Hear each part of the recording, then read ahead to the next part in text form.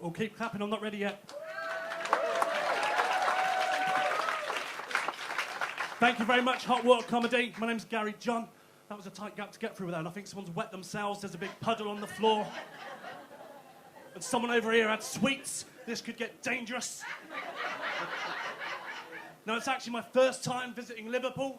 Is it always raining? But it's amazing because you have got these new designated dogging zones. Have you seen these? If you haven't looked for the signs, you can't miss them. Park and ride. Now, ladies and gentlemen, we'll tackle the elephant in the room. Me. You see, there's two things you should know before we get started. Yes, I had 2 sittings of an all-you-can-eat Chinese buffet in one lunchtime. And I really struggle with XXL skinny fit jeans. You see, it all started when I was a kid at school, because this may come as a shock, but I was really fat. Honestly, I was so fat that on sports day, I was the only child to finish the egg and spoon race, having eaten the egg halfway round. And the sack race, that didn't get much better. You see, the other kids, they could fit in their sack. To me, it was like putting on an odd sock. On a side note, though, I was never kidnapped as a child. So if you take any advice from that, just make your children ugly and fat like me, because for 1, paedophiles won't look at them, and 2, kidnappers, they can't bloody lift them. Now, I met my girlfriend on Tinder. Yeah, I swiped the wrong way, and now she's my wife. She is in the room. She's at the back recording this. We were shopping the other day. I said, do we need a basket? She said, no, we're just getting some essential items. Sometime later, I'm carrying what can only be described as 2 weeks' worth of shopping. And she's adding more items like it's a game of buckaroo. We went down one aisle. I got her some cream that helps with vaginal dryness. Now, because I thought that would be handy on our honeymoon, and handy on the beach, because nothing ruins a holiday more than chapped lips. We finally get to the checkout, but she's forgot something. She runs back down the aisle like it's a game of supermarket sweep. She leaves me to deal with the scanning and the packing. The cashier looked at me and said, bag for life? I said, yes, mate, did you not hear the last bit? I swiped the wrong way and now she's my wife. Bloody hell. How are we all doing? We good? So, I talk about Tinder. Now, for those that don't know, Tinder is a dating app, and it's similar to like when you find a nice bit of furniture from the IKEA website. You know, you're excited to get it home, but when it arrives, it's a little bit big. But it's fine, you make do, you make plans for the future, and then you realise she's got a few screws loose. But the thing is, I had quite a strict search criteria. I set my radius at 300 miles.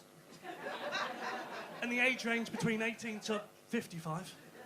Now, it was higher, but there was an awkward moment when I swiped on my nan.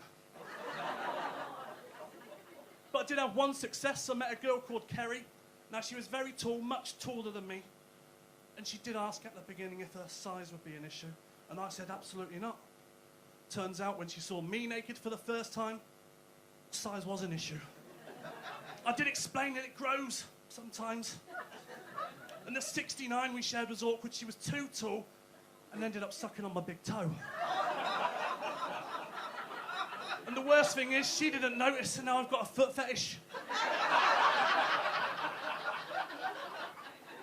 Now, I want to lower the tone just for a moment. I want to talk about porn. I'm sorry, but it's because I've done some research, and I made an observation I want to share it with you. See, the other day, I've come across, quite literally and metaphorically, some retro and vintage porn, right?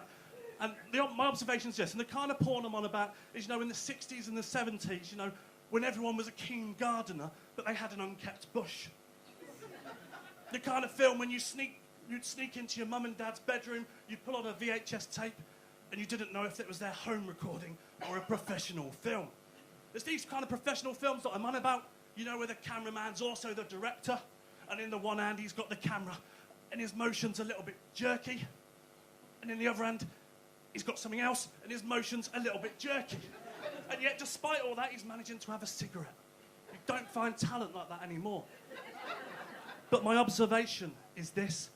why do the porn stars in these retro films all sound like they've stubbed their toe? It's like, it's like sound like they've hit their thumb doing DIY, doesn't it? It's like, but not like modern porn stars. No, modern porn stars, they sound like they've just won 20 quid at Mecca Bingo. It's like, oh yes!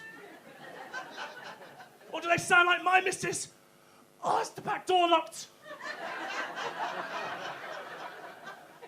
Did you hear something?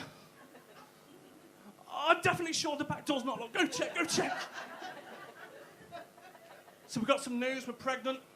Well, she is, I'm just fat and lazy. Thank you very much, due September. But people always react the same. I mean, apart from you, actually, that's the first time I've ever been wooed. But they always react the same. No, do you know what you're having? And I'm like, yeah, I just told you, a baby. They're like, no, silly, what about the sex? Oh, yeah, no, that stopped months ago. But the best thing about her being pregnant, right, is she's now wearing really stretchy maternity clothing, which is brilliant because I finally got clothes that fit again. Thanks. But it wasn't easy for us getting pregnant, no. We had to go to the doctor for some help. The doctor was great. He did a home visit because we don't have a milkman anymore. And he did suggest, we try being in the same bed at the same time. It's the first time I've ever slept with a doctor. And I'm glad we got that situation cleared up. I mean, the STIs, But no, he did refer us for fertility treatment. And, well, the way it works, my partner, she had to track her cycle. Let me know when her temperature spikes or something about cervical mucus. No, yes, I don't know about you, but I struggle to maintain a smile, let alone an erection, when someone's mentioning cervical mucus before bed. Now, the worst bit for me, I had to give a sample of sperm for analysis. I'm not just handing it out. And you've got two options. Well, first of all, they told us, I've got to tell you this bit, that one of the treatments they talked about was IUI, which is something insemination. Now, a very quick summary of that, it involves my sample of sperm, a super soaker, and years of training at medical school. So the worst bit, I have to give this sample of sperm. Now, you've got two options. You can do it at home or do it at the hospital. Now, the thing is, if you do it at the hospital, they show you to a small room. It's about the size of a broom cupboard because it's a broom cupboard, NHS cutbacks and all that. And it's got a little hatch. It's like an ice cream van is pulled alongside. And the nurse will tell you just to pop it in the hatch when you're done. Then she goes, do you want some inspirational material? I can tell you one thing about NHS porn, it's not inspirational. It's laminated for easy clean, but it's not. It is definitely not inspirational. And it's old. It's really, really old porn. Like, I can only compare this to any dentist or doctor's surgery you've ever been in, right? And you've got the table with all the old magazines that are very out of date. You'd be reading the TV guide going, great, ground force is on. The BBC don't even fucking make that show anymore. I went home and told my missus the tragedy that Jade Goody had died 10 years ago. So this is the same with NHS-issued porn. And you'll be there looking through images of women old enough to be your nan? So look, I opted to do the deed at home. Now this comes with added challenges because you've got a 60-minute window of opportunity to get your sample to the hospital. It's like an episode of 24, just shorter. Now you're at home and you've got to find the zone and you've just got to produce the sample, you've got to get changed, you've got to put the sample in your pocket, make sure you put the lid on first. You then got to rush around the house trying to find the car keys and the wallet. You've got to try and leave the house saying goodbye to the 4 cats and the pug. You've got to get in your car and you've got to drive through town. Now, all this time, you've got a pot of your own sperm in your pocket. Now, you better hope and you better pray that you don't get pulled over by the local police. Because this is going to be a little bit awkward to explain away. But you continue through town and you finally get to the hospital. But, of course, the car park's bloody full. You finally get parked, thank God. Don't worry about the ambulance. You run through to the reception, you're trying to navigate NHS signage. There's a north block, east block, south block, west block. How many bloody blocks does one hospital need?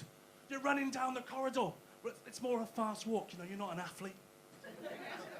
And yet you finally reach the counter and there's a sign, closed for lunch.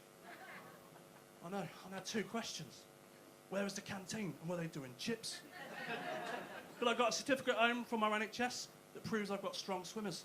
I felt proud, like the parents of Rebecca Adlington when she won her first swimming gala. Now, ladies and gentlemen, I'll leave you with one more story because I made a joke about being married, and we went on our honeymoon to Centre Parks, which roughly translated for the people of Liverpool is a posh person's butlins. The kind of people that go on these holidays, you know, they've got more money than sense, with their daughters, Cynthia and Syphilis. Now, this was meant to be romantic, and yet there was a mix-up with the accommodation. My fault, I admit as much. I said that, you know, she'd still have fun. She had fun. She was on top. Bunk beds. Ladies and gentlemen, you've been fantastic, and it's my first time here at Hot Water Comedy. Have a good evening.